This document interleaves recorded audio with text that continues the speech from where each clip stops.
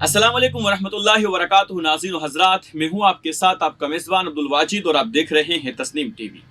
Rouse Avenue court ने पीर को दिल्ली के नायब वज़ीर आला मनीष सिसोदिया को सेंट्रल ब्यूरो ऑफ इन्वेस्टिगेशन के रिमांड पर भेजते हुए हिदायत दी कि रिमांड की मुद्दत के दौरान आम आदमी पार्टी के रहनुमा से पूछगछ किसी ऐसी जगह पर की जाए जहां सीसीटीवी कवरेज हो, और सुप्रीम कोर्ट की तरफ से दी गई हिदायत के मुताबिक फुटेज सीबीआई महफूज रखेगी। खुसूसी जज एम.के. नागपाल ने पीर को मनीष सिसोदिया को 4 मार्च तक सीबीआई रिमांड पर भेजने का हुक्म दिया।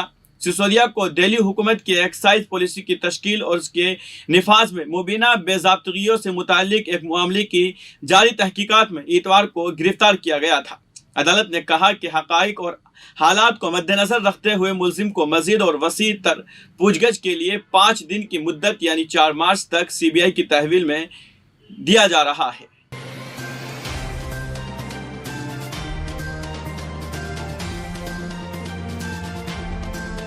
अब रुक करते हैं अगली खबर की तरफ। व्हाइट हाउस ने वफाकी एजेंसियों को तमाम सरकारी आलात से टिकटॉक को मुकम्मल तौर पर हटाने के लिए 30 दिन का वक्त दिया है।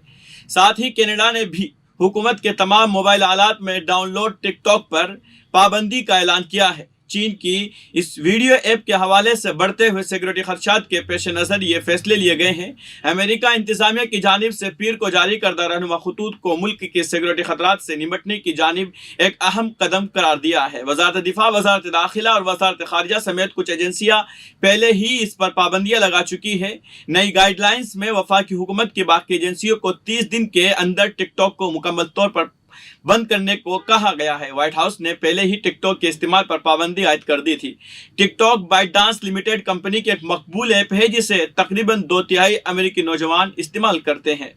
तो फिलहाल की इस खबर में बस इतना ही। मुझे दीजिए इजाजत और आप देखते रहिए तस्नीम टीवी, आपके मेजबान अब्दुल वाजिद के साथ। अल्लाह हाफिज।